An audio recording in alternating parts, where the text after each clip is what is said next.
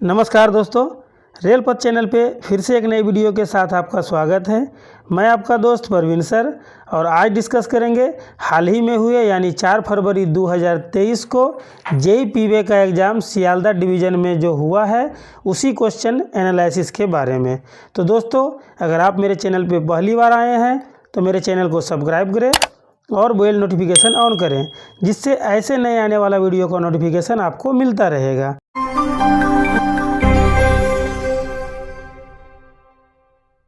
Railway भूमि सीमा स्तंभ किस अंतराल पर लगाए जाते हैं? तो इसका आंसर क्या हो जाएगा? बाउंड्री पिलर पोस्ट जो लगाए जाते हैं वो कितने दूरी पे? तो इसका आंसर हो जाएगा 50 मीटर पे, यानी इसका आंसर बी हो जाएगा। टीआरसी विश्लेषण में एनबीएमएल क्या है? तो एनबीएमएल का फुल फॉर्म पूछा है, तो इसका आंसर क्या हो जाएगा? नीड बेस्ड मेंटेनेंस लिमिट, यानी इसका आंसर बी हो जाएगा। ओएमएस क्या है? तो ओएमएस क्या है यानी ओएमएस का फुल फॉर्म पूछा है, तो ओएमएस का फुल फॉर्म हो जाएगा ऑसिलेशन मॉनिटरिंग सिस्टम, यानी इसका आंसर बी हो जाएगा।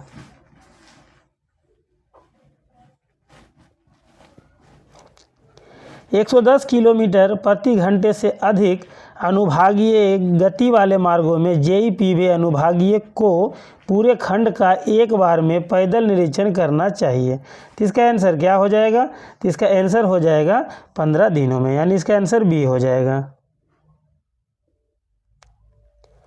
कई लाइनों वाले सेक्शन के लिए वरिष्ठ खंड अभियंता पीवे प्रभारी को एक बार पुश ट्राली द्वारा पूरे सेक्शन का निरीक्षण करना चाहिए। तो इसका आंसर क्या हो जाएगा? तो इसका आंसर हो जाएगा 2 महीने में एक बार, यानी इसका आंसर सी हो जाएगा।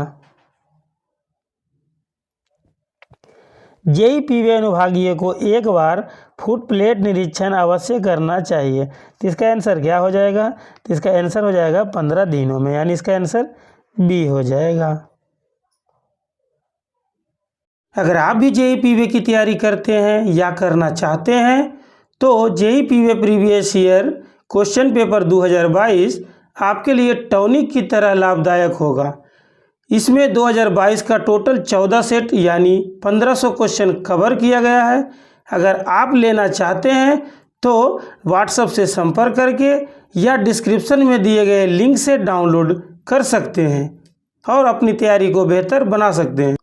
वरिष्ठ खंड अभियंता पीवे प्रभारी और जेईई पीवे अनुभागीय को बारी बारी रोटेशन में डैश में एक बार सभी लेवल क्रॉसिंग का निरीक्षण करना चाहिए। तो इसका आंसर क्या हो जाएगा? तो इसका आंसर हो जाएगा 1 महीने में एक बार, यानी इसका आंसर सी हो जाएगा। 2 डिग्री से ज़्यादा गोलाई का एसएससी जेईई पीवे अनुभागीय वरिष्ठ खंड अभियंता जेईई पीवे प्रभारी के साथ रोटेशन पर डैश में एक बार निरीक्षण करेगा। तो इसका आंसर क्या हो जाएगा? तो इसका आंसर हो जाएगा 3 महीना, यानी इसका आंसर बी हो जाएगा। एसएससी जेईई पीवे अनुभागीय को निजी साइडिंग का निरीक्षण किस अवधि में करना चाहिए? तो इसका आंसर क्या हो जाएगा? तो इसका आंसर हो जाएगा 3 महीने में, यानी इसका आंसर सी हो जाएगा। 2 अलग अलग रेल खंडों को जोड़ने के लिए किस फिश प्लेट का प्रयोग किया जाता है? तो इसका आंसर क्या हो जाएगा? तो इसका आंसर हो जाएगा कॉम्बिनेशन फिश प्लेट, यानी इसका आंसर सी हो जाएगा। लेवल क्रॉसिंग पर चेक रेल क्लियरेंस प्रदान किया जाता है। तो इसका आंसर क्या हो जाएगा? तो इसका आंसर हो जाएगा 51 से 57, यानी इसका आंसर डी हो जाएगा। लेवल क्रॉसिंग से आगे डैश की दूरी पर WL यानी विसिल बोर्ड उपलब्ध कराया जाता है। तो इसका आंसर क्या हो जाएगा? इसका आंसर हो जाएगा 600 मीटर, यानी इसका आंसर ए हो जाएगा। ट्रैक सर्किट सेक्शन को ट्रैक से दोनों ओर से विद्युत रूप में पृथक किया जाता है। तो इसका आंसर क्या हो जाएगा? तो इसका आंसर हो जाएगा ग्लूड जॉइंट के द्वारा, यानी इसका आंसर डी हो जाएगा। बीजी ट्रैक के लिए गोलाई की न्यूनतम त्रिज्या डैश है।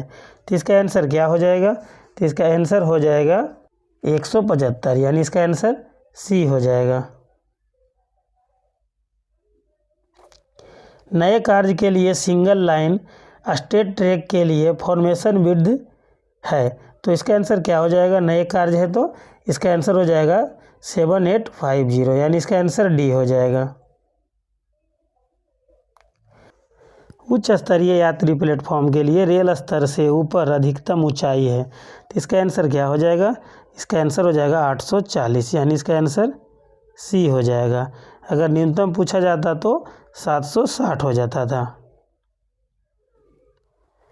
क्रॉसिंग के विपरीत चेक रेल की अधिकतम निकासी 1673 mm गेज पर टर्न आउट के लिए है, तो इसका आंसर क्या हो जाएगा? तो इसका आंसर हो जाएगा 45, यानी इसका आंसर सी हो जाएगा।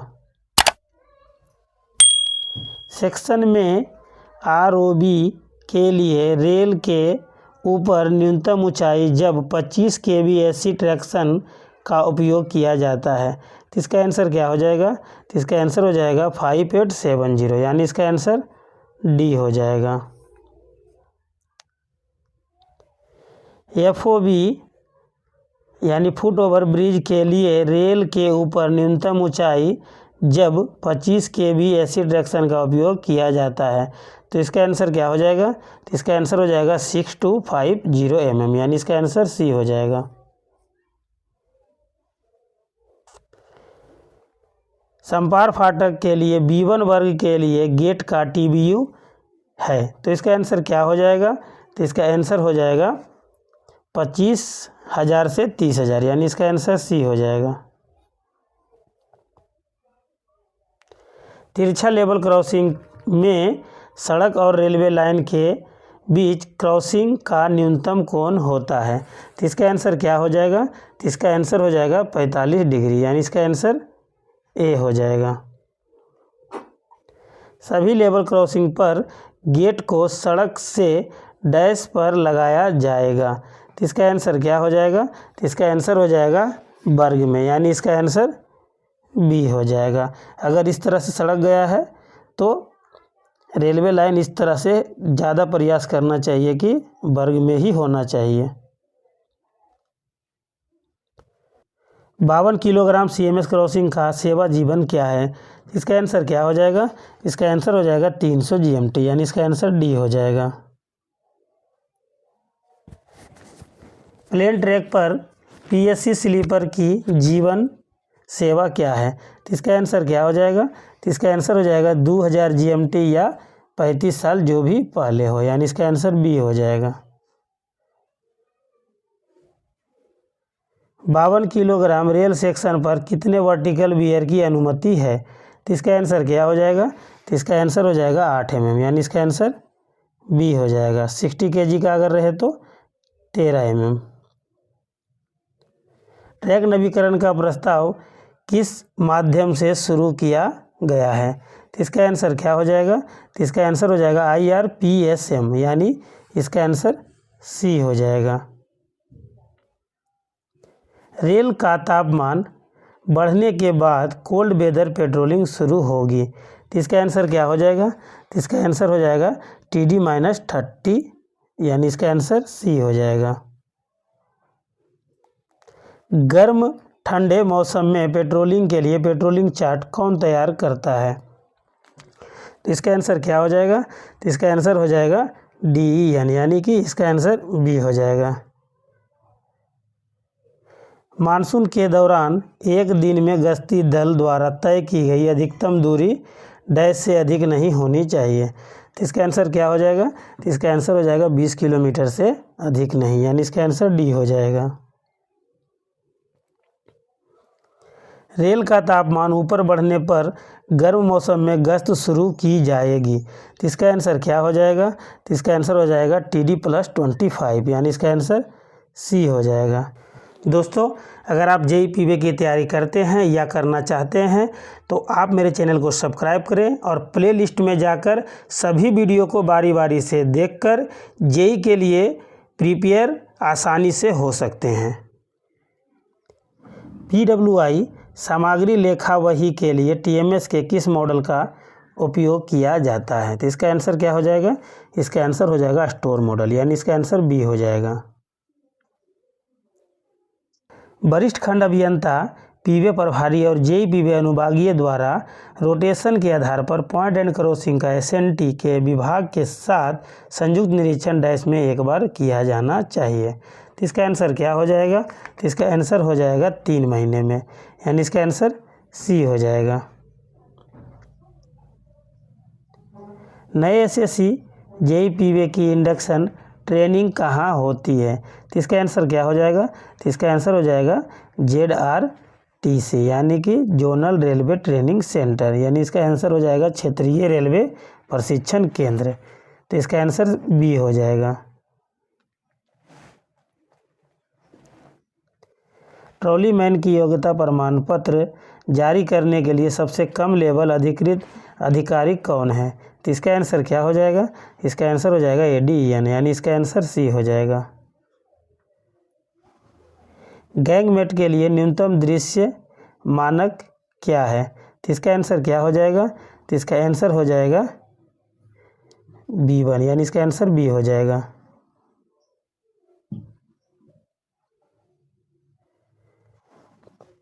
पदोन्नति के बाद जेई एसएससी पीवे के लिए प्रारंभिक प्रशिक्षण की अवधि क्या है पीवे श्रेणी में? तो इसका आंसर क्या हो जाएगा? तो इसका आंसर हो जाएगा 1 साल, यानी इसका आंसर सी हो जाएगा। अगर आप भी जेई पीवे की तैयारी करते हैं या करना चाहते हैं तो जेई पीवे के लिए 2000 क्वेश्चन बैंक का PDF डिस्क्रिप्शन में दिए गए लिंक पर टिक करके या व्हाट्सएप से संपर्क करके हिंदी या इंग्लिश में ले सकते हैं और अपनी तैयारी को बेहतर बना सकते हैं। बाढ़ वाले कारण मार्गों पर ट्रेन के गुजरने की अनुमति देने के लिए कौन अधिकृत है? तो इसका आंसर आप कमेंट बॉक्स में दें, बाद में मैं इसका आंसर कमेंट में पिन कर दूंगा। अस्थायी डायवर्जन की स्थिति में ट्रेनों के गुजरने की गति क्या है? तो इसका आंसर क्या हो जाएगा? इसका आंसर हो जाएगा 10 किलोमीटर प्रति घंटे, यानी इसका आंसर ए हो जाएगा। अचानक भारी वर्षा होने की स्थिति में प्रभावित क्षेत्रों में गश्त की व्यवस्था कौन करता है? तो इसका आंसर क्या हो जाएगा? तो इसका आंसर हो जाएगा गैंगमेट, यानी इसका आंसर डी हो जाएगा। जब 2 ट्रैक मशीन एक ही सेक्शन में काम कर रही हो तो उनके बीच न्यूनतम दूरी कितनी होनी चाहिए? तो इसका आंसर क्या हो जाएगा? इसका आंसर हो जाएगा 200 मीटर, यानी इसका आंसर बी हो जाएगा। जब इंजन पीछे ढकेल रहा हो तो मटेरियल ट्रेन की अधिकतम गति क्या होती है? तो इसका आंसर क्या हो जाएगा? इसका आंसर हो जाएगा 10 किलोमीटर प्रति घंटा, यानी इसका आंसर बी हो जाएगा। कितनी दूरी पर एक ध्वजावाहक द्वारा रेल ट्रॉली की सुरक्षा की जाएगी? तो इसका आंसर क्या हो जाएगा? इसका आंसर हो जाएगा 1200 मीटर, यानी इसका आंसर डी हो जाएगा। बाद के परीक्षण के बाद डेटोनेटर का अधिकतम जीवन क्या है? तो डेटोनेटर को परीक्षण के बाद जो है इसका जीवन 8 साल हो जाता है, नॉर्मल जीवन इसका 5 साल है। तो इसका आंसर अभी बी हो जाएगा। 52 किलोग्राम रेल सेक्शन के लिए सेक्शन की अधिकतम लिमिटिंग लॉस क्या है? तो इसका आंसर क्या हो जाएगा? इसका आंसर हो जाएगा 6%, यानी इसका आंसर बी हो जाएगा। दोस्तों, अगर 60 kg पूछा जाता तो 7%, अगर 90 R पूछा जाता तो 5%। रेल टॉप से कितनी गहराई पर लेटरल वियर मापा जाता है? तो इसका आंसर क्या हो जाएगा? इसका आंसर हो जाएगा 13 से 15 mm, यानी इसका आंसर बी हो जाएगा। दोस्तों, इसका कटअप काफ़ी हाई जाएगा क्योंकि इसमें क्वेश्चन बहुत ही इजी दिया है। महत्वपूर्ण पुलों और उनके अप्रोच पर 60 किलोग्राम रेल सेक्शन की सेवा जीवन क्या है? तो देखिए, इसका नॉर्मल सेवा जीवन 800 GMT रहता है, लेकिन इम्पोर्टेड ब्रिज पे उसमें आधा उसका हो जाता है, तो इसका आंसर हो जाएगा 400 GMT, यानी इसका आंसर बी हो जाएगा। स्लीपर नवीकरण के माध्यम से यदि क्षतिग्रस्त का प्रतिशत या अनुपयोगी स्लीपर डैश से अधिक है तो इसका आंसर हो जाएगा 20%, यानी इसका आंसर बी हो जाएगा। बीजी लाइन को कितने समूह में वर्गीकृत किया गया है तो इसका आंसर क्या हो जाएगा, इसका आंसर हो जाएगा 4 समूह, यानी इसका आंसर सी हो जाएगा। 60 किलोग्राम UIC 60 रेल सेक्शन का क्रॉस सेक्शन एरिया होता है तो इसका आंसर क्या हो जाएगा, 76.86 सेमी स्क्वायर, यानी इसका आंसर बी हो जाएगा। दोहरीकरण गेज परिवर्तन एवं नई लाइन निर्माण कार्य के मामले में सभी मार्गों के लिए गिट्टी कुशन की न्यूनतम गहराई तो इसका आंसर क्या हो जाएगा, इसका आंसर हो जाएगा 350 mm, यानी इसका आंसर बी हो जाएगा। डबल लाइन पर थ्रू गर्डर ब्रिज के मामले में गार्ड रेल को चालू किया जाना चाहिए तो इसका आंसर क्या हो जाएगा, तो इसका आंसर हो जाएगा दोनों लाइन पर एक सिरा, यानी इसका आंसर बी हो जाएगा।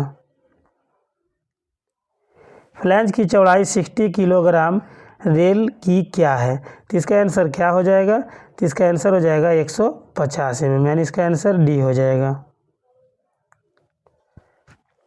60 किलोग्राम रेल और 52 किलोग्राम रेल की कुल ऊंचाई क्या है तो इसका आंसर क्या हो जाएगा, तो इसका आंसर हो जाएगा 172 mm और 156 mm, यानी इसका आंसर ए हो जाएगा।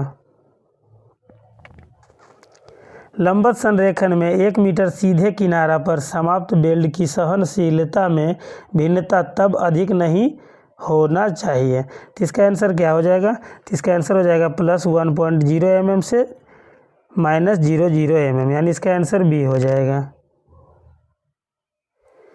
कितने ऊंचाई वाले बैंक पर अच्छे T belt 2 for and bolt या क्लैंप के साथ जॉगल फेसप्लेट होनी चाहिए तो इसका आंसर क्या हो जाएगा, तो इसका आंसर हो जाएगा 5 मीटर या 5 मीटर से अधिक, यानी इसका आंसर ए हो जाएगा।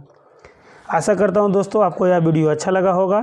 अगर अच्छा लगे तो मेरे वीडियो को लाइक करें, कमेंट करें और चैनल को सब्सक्राइब करें। धन्यवाद दोस्तों।